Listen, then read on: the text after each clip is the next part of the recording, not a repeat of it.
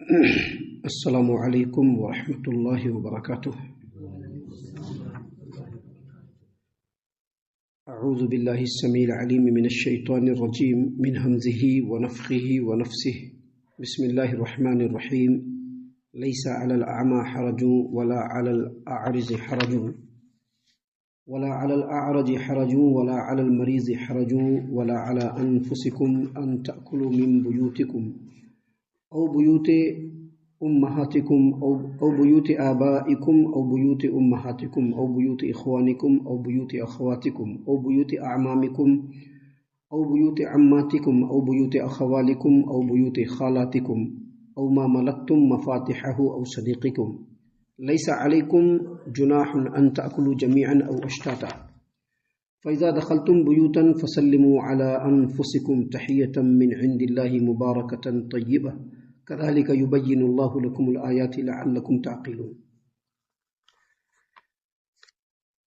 محترم سامعین کرام، سورۃ النور سورہ نمبر 24 اور اسی سورت سے ابھی آپ کے سامنے آیت نمبر 61 تلاوت کی گئی۔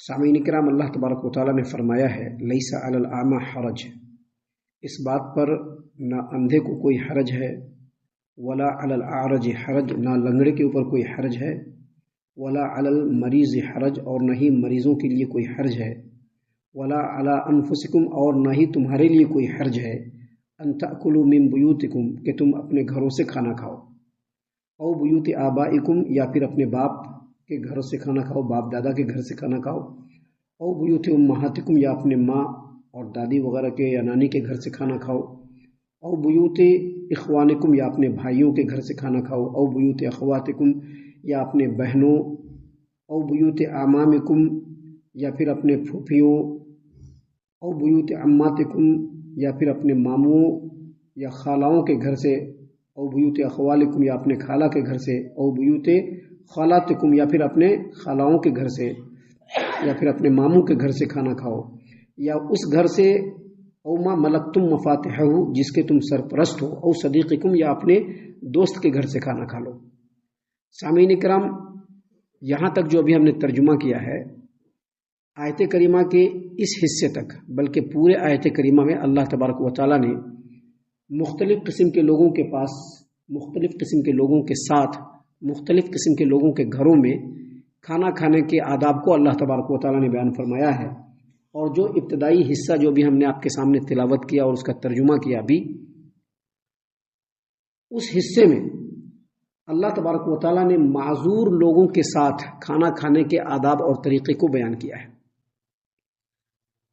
آیت کریمہ کے اس ٹکڑے میں اللہ تبارک و تعالیٰ نے یہ بتلایا ہے کہ جو معذور قسم کے لوگ ہوتے ہیں، لنگڑے ہوتے ہیں، مریض ہوتے ہیں یا اندھے ہوتے ہیں، یہ کما نہیں سکتے ہیں، لہٰذا ان کا حق ہے کہ سماج و معاشرے کے لوگوں کے گھروں سے وہ کھانا کھائے، کیونکہ وہ خود کما نہیں سکتے ہیں، لہٰذا لوگوں کو بھی ان کو کھلانے میں، ان کی ضرورتوں کا خیال رکھنے میں فراخ دلی سے کام لینا چاہیے۔ یہ پہلی توجیہ ہے جو آیت کریمہ کے اس ٹکڑے کی مفسرین نے، اہل علم نے بیان کیا ہے۔ اس کی دوسری توجیہ یہ ہے کہ زمانہ جاہلیت میں اچھے قسم کے جو لوگ ہوتے تھے وہ اس طرح کے، جیسے اندھا ہے یا لنگڑا ہے یا مریض ہے، اس کے ساتھ کھانا کھانے میں ذرا ناگواری محسوس کرتے تھے، لہٰذا یہ اندھے، لنگڑے اور بیمار قسم کے لوگ آسودہ حال لوگوں کے ساتھ کھانا کھانے میں ذرا جھجک اور عار محسوس کرتے تھے، اور ان لوگوں کو وحشت بھی ہوتی تھی۔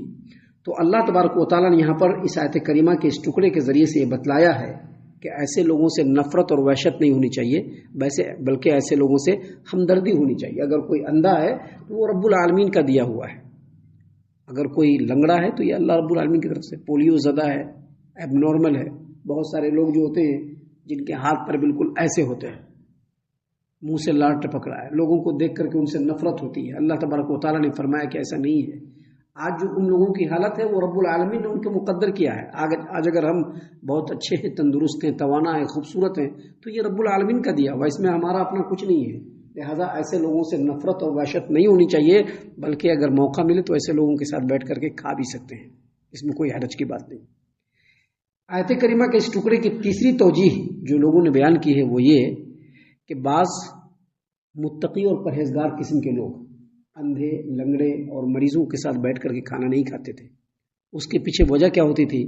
ان کا یہ سوچنا تھا، ان کا یہ خیال تھا کہ یہ جو اندھے لوگ ہوتے ہیں جب ہمارے ساتھ بیٹھیں گے کھانا کھانے کے لیے تو دسترخوان پہ ایک قسم کی ڈش نہیں ہوتے ہیں، بہت اچھے اچھے قسم کی بھی چیزیں ہوتی ہیں، نارمل چیز بھی ہوتی ہے۔ اب دال بھات بنا، کھانا دال بنا تو اس کے ساتھ چاکھنا بھی ہے، اس کے بعد سالنا بھی ہے، کوفتے بھی ہیں، قورمہ بھی ہے۔ اب ان ساری چیزوں پر ان کی نظر نہیں رہے گی، میٹھے چیزوں پر ان کی نظر نہیں رہے گی۔ اب چونکہ وہ اندھے ہیں، سب چیز دیکھ نہیں پائیں گے، اور ہمارے پاس آنکھ ہے، ہم ہر چیز دیکھ رہے ہیں، تو ہم زیادہ کھا لیں گے، وہ کم کھا لیں گے، ان کی حق تلفی ہو جائے گی۔ ایسا مفسرین نے لکھا ہے تفسیر کی کتابوں کے اندر۔ اور جو لنگڑا آدمی ہے وہ دیر سے پہنچے گا یا ٹھیک سے بیٹھ نہیں پائے گا تو وہ کم کھا پائے گا، ہم زیادہ کھا لیں گے، ان کی حق تلفی ہو جائے گی۔ ابھی بیمار آدمی، ان کو پرہیز ہے، ہم ان کے ساتھ بیٹھ کر کے کھائیں گے، اب ان کو پرہیز ہے، ہم بیٹھ کر کے کیسے کھائیں ان کے ساتھ؟ وہ پرہیز کے حساب سے کھائیں گے، ہم جو ہے اچھا اچھا کھانا کھا لیں گے، ان کی حق تلفی ہو جائے گی۔ اللہ نے کہا کہ نہیں، اس میں کوئی حرج کی بات نہیں ہے، ہر انسان اپنے مقدر کا کھاتا ہے، لہذا ان کے ساتھ بیٹھ کر کے کھانے میں کوئی حرج کی بات نہیں ہے۔ یہ تیسری توجیہ ہے۔ ترجمہ کے اوپر غور و فکر کر کے رکھیے گا، اللہ تبارک و تعالیٰ نے فرمایا ہے یہاں پر اس آیت کریمہ میں کہ نہ ہی اندھے کے اوپر کوئی حرج ہے، اندھے کے لیے کوئی حرج ہے، نہ ہی لنگڑے کے لیے کوئی حرج ہے، نہ ہی بیماروں کے لیے کوئی حرج ہے، اور نہ ہی تمہارے لیے کوئی حرج ہے کہ تم اپنے گھروں سے، اپنے باپ داداؤں کے گھر سے، اپنے ماں دادی نانی کے گھروں سے، یا اپنے بھائی کے گھر سے، یا اپنے بہنوں کے گھر سے، یا اپنے چچا اور پھوپھوں کے گھر سے، یا اپنی پھوپھیوں کے گھر سے، یا اپنے ماموں اور خالاؤں کے گھر سے، یا ایسے لوگ جن کے تم سرپرست ہو ان کے گھر سے، یا پھر اپنے دوست کے گھر سے کھانا کھاؤ، اس میں کوئی حرج نہیں ہے۔ اس آیت کریمہ کی تفسیر میں مفسرین نے یہ بھی لکھا ہے کہ اللہ تبارک و تعالیٰ نے قرآن کریم سورۃ النساء آیت نمبر 29 میں مومنوں کو مخاطب کرتے ہوئے کہا، یا ایھا الذین آمنوا لا تأکلوا اموالکم بینکم بالباطل، اے ایمان والو اپنے مالوں کو، اپنے ایک دوسرے کے مال کو باطل طریقے سے مت کھاؤ۔ ایک دوسرے کا مال ہے نا، اس کو باطل طریقے سے مت کھاؤ۔ اللہ تبارک و تعالیٰ نے جب حکم نازل فرمایا تو مسلمانوں میں جو بہت زیادہ متقی اور پرہیزگار قسم کے لوگ تھے، ان لوگوں نے ایک نظریہ بنا لیا۔ نظریہ کیا بنایا کہ پہلے وہ لوگ اپنے ماں کے گھر میں چلے گئے، اپنے باپ کے گھر میں گئے، اپنے دادا کے گھر میں گئے، اپنے چچا، اپنے ماموں، اپنے پھوپھی، اپنے خالہ کے گھر میں جاتے تھے تو ایسے نکال کر کے کھا لیتے تھے، کسی سے پوچھنے کی ضرورت محسوس نہیں کرتے تھے۔ اب جب یہ آیت کریمہ نازل ہوئی، یا ایھا الذین آمنوا لا تاکلوا اموالکم بینکم بالباطل، سورۃ النساء آیت نمبر 29، کہ اے ایمان والو ایک دوسرے کے مال کو باطل طریقے سے مت کھاؤ، جب یہ آیت کریمہ نازل ہوئی تو مسلمانوں نے قریبی رشتہ داروں کے گھروں میں جا کر کے اس طرح سے بے اجازت کھانا چھوڑ دیا۔ تو اللہ تبارک و تعالیٰ نے آیت کریمہ کے اس ٹکڑے کو نازل فرمایا، اور فرمایا اللہ تبارک و تعالیٰ نے 8 بڑے رشتہ داروں کا ذکر کیا۔ 8 بڑے رشتہ دار جو انسان کے اپنے بڑے رشتہ دار ہوتے ہیں، 8 بڑے رشتہ داروں کا ذکر کر کے اللہ نے فرمایا کہ ان گھروں میں جا کر کے بغیر اجازت کھانا کھا لینے میں تم کو کوئی حرج کی بات نہیں ہے۔ دیکھیے اللہ تبارک و تعالیٰ نے فرمایا لیس علی الاعمى حرج، نہ ہی اندھے کے لیے کوئی حرج کی بات ہے، ولا علی الاعرج حرج، نہ ہی لنگڑے کے لیے کوئی حرج کی بات ہے، ولا علی المریض حرج، اور نہ ہی بیماروں کے لیے کوئی حرج کی بات ہے، ولا علی انفسکم، اور نہ ہی تمہارے لیے کوئی حرج ہے، ان تاکلوا من بیوتکم، کہ تم اپنے گھر سے کھانا کھاؤ۔ دیکھیے ابتدا کسی کیا؟ اپنے گھر سے۔ اپنے گھر سے ابتدا کرنے کا مطلب یہ ہے کہ جس طرح سے تم اپنے گھر میں بلا اجازت کھانا کھا لیتے ہو، ویسے ہی او بیوت آبائکم، اپنے باپ اور داداؤں کے گھر میں بھی جا کر کے کھانا کھا سکتے ہو، تو وہ کوئی نہیں روکنے والا ہے، اور اس سے اجازت لینے کی بھی کوئی ضرورت نہیں۔ او بیوت امہاتکم، تمہاری ماں ہے، تمہاری دادی ہے، تمہاری نانی ہے، ان کے گھر میں بھی جا کر کے اجازت لینے کی ضرورت نہیں، جاؤ کھانا کھا لو، کوئی حرج کی بات نہیں اس میں۔ حالانکہ آج کل جو ہے بے مطلب کا جو ہے ایک ڈسٹینشن لوگوں کے درمیان آیا ہے۔ کسی کے گھر میں جانے سے پہلے بہت سارے جو ہے فارمیلٹیز لوگوں نے اپنی طرف سے بنا لیے، حالانکہ ہم لوگوں نے جب بچپن گزارا یا ہم سے پہلے کے جو لوگ ہیں ان کے یہاں اس طرح کی کوئی بات نہیں تھی، اپنے پورا خاندان ایک ہی گھر دکھتا تھا۔ दिखता था कि नहीं दिखता? अपना पूरा खानदान एक ही घर दिखता था, कौन किसके घर में खाया सो गया किसी को कोई परवाह नहीं होती थी। आज बहुत सारे फॉर्मेलिटीज, बहुत सारे मसले हैं, उसके पीछे बहुत सारे फैक्टर्स हैं, लेकिन कुरान करीम का जो हुक्म है वो अपनी जगह पर बिल्कुल मुसल्लम है। अल्लाह ने फरमाया कि जिस तरह से तुम्हारे लिए अपने घरों में खाने में कोई हरज नहीं है, वैसे ही तुम अपने बाप, अपने दादा, अपनी माँ, अपने भाई, अपनी बहन, अपने चचा, अपने फूफू, अपनी खाला, अपने मामू या फिर अपने जो लोग हैं उनके घरों में खाना खा सकते हो। यहाँ पर 8 बड़े रिश्तेदारों का जिक्र किया और बेटे और बेटियों का जिक्र नहीं किया। क्यों? क्योंकि बेटे का घर और बेटी का घर जो होता है वो अपना ही घर होता है, वो गैर का घर नहीं होता है। अभी बेटों का घर है ना, वो अपना ही घर है, वो दूसरों का घर नहीं है। बेटियों का जो घर है वो भी अपना ही घर है। हालांकि आज भी समाज और माशरे में इसका बिल्कुल उलट है। लोग कहते हैं कि बेटी के घर का पानी पीना भी हराम है, कहते हैं, आराम से कहते हैं, मुसलमान लोग भी कहते हैं, गैरों का छोड़ दीजिए, बेटी के घर में पानी पीना भी हराम है। लेकिन ऐसा नहीं है। जिस तरह से बेटा है उस तरह से बेटी है। अल्लाह ने उनको भी औलाद बनाया है और बेटों को भी औलाद बनाया है। इसलिए बेटे और बेटियों का जिक्र ना करने का जो अल्लाह तबारक व तआला की तरफ से जो मंशा है वो यही है कि बेटों और बेटियों का जो घर होता है वो अपना ही घर होता है, वहां पर भी जाकर के बिला इजाजत खाना खाने में कोई हरज की बात नहीं। उसके बाद अल्लाह तबारक व तआला ने मजीद फरमाया, औमा मलकतुम मफातिहहू, या जिन घरों के तुम सरपरस्त हो वहां पर भी खाने में कोई हरज नहीं। आयत करीमा के इस टुकड़े का 2 मतलब बयान किया है मुफस्सिरीन ने। पहला मतलब ये बयान किया है कि अगर तुमने किसी को अपना कारिंदा बनाया हुआ है, किसी चीज का निगरान बनाया हुआ है और अगर वो इसमें से बिला इजाजत खा ले तो उसके लिए जायज है। फॉर एग्जाम्पल, एक आदमी का बहुत बड़ा बाग है और बाग में उसने एक माली रखा है। माली का काम है पूरे बाग को देख रेख करना। बाग में फल आ गया, माली बिला इजाजत के खा सकता है, उसमें कोई हरज की बात नहीं अल्लाह तबारक व तआला के इस कलाम की रोशनी में। इसी तरह से एक आदमी ने, उसके पास बहुत सारे बकरे हैं, बकरियां हैं, और उसको चराने के लिए चरवाहा रख दिया, गडरिया, जो बकरी की देख रेख करता है, बकरी के साथ रहता है, उसके हर चीज को देखता है, सब कुछ करता है।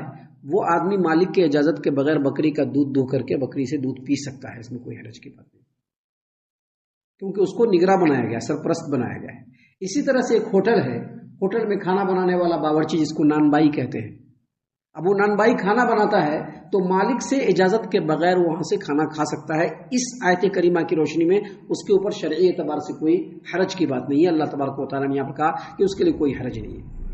इसका दूसरा मतलब ये भी बयान किया है कि जिस जगह के हम कफील हैं, सरपरस्त हैं, वहां जाने के बाद हम भी बिला इजाजत वहां से कुछ खा सकते हैं, इसमें कोई हरज की बात नहीं। अल्लाह ने फरमाया कि इन तमाम रिश्तेदारों के खाने के साथ साथ जिन घरों के तुम सरपरस्त हो वहां से भी खा सकते हो, औ सदीकुम, या अपने दोस्त के यहाँ से भी खा सकते हो। एक ऐसा दोस्त जिसकी दोस्ती इतनी गहरी हो कि जब दोस्त से मुलाकात हो तो खुशदिली हो, हमारे घर के अंदर जब आए तो हमारी खुशी का ठिकाना न रहे। वो दोस्त अगर हमारे घर के अंदर आता है या उस दोस्त के घर में हम जाते हैं और हमें मालूम है कि हम बिला इजाजत अगर खा लेंगे तो कोई हरज की बात ना होगी, तो उस दोस्त के घर से भी बिला इजाजत कुछ खाया जा सकता है। शरीयत ने इसमें मना नहीं फरमाया है। अलबत्ता हालात होते हैं, बहुत सारी चीज़ें होती हैं, उनको देख करके अगर आदमी अपना कदम समेटता है तो उसमें शरीयत के एतबार से भी कोई हरज नहीं है। अभी इस आयत करीमा में आगे और भी बातें हैं जो इंशाअल्लाह कल हम बयान करेंगे। हम अल्लाह से दुआ करते हैं कि अल्लाह ताला हम तमाम को इन तमाम बातों के ऊपर खूब गौर व फिक्र और तदब्बुर करने के साथ साथ इन बातों पर अमल करने की भी तौफीक इनायत फरमाए, आमीन। अल्लाह ताला हम तमाम को सही मानों में पक्का सच्चा मोमिन मुसलमान बनाए, अल्लाह और उसके रसूल सल्लल्लाहु अलैहि वसल्लम की इताअत व फरमा बरदारी करने वाला बनाए, सहाबा किराम रज़ी अल्लाह अन्हुम के तरीक़े पर चलने वाला बनाए, जन्नतुल फिरदौस में जगह अता फरमाए। ऐ अल्लाह हम तमाम को जहन्नम से पनाह दे, ऐ रब्बल आलमीन हम तमाम को जहन्नम से पनाह दे, ऐ मालिकल मुल्क हम तमाम को जहन्नम से पनाह दे, आमीन या रब्बल आलमीन व मा अलैना इल्लल बलागुल मुबीन।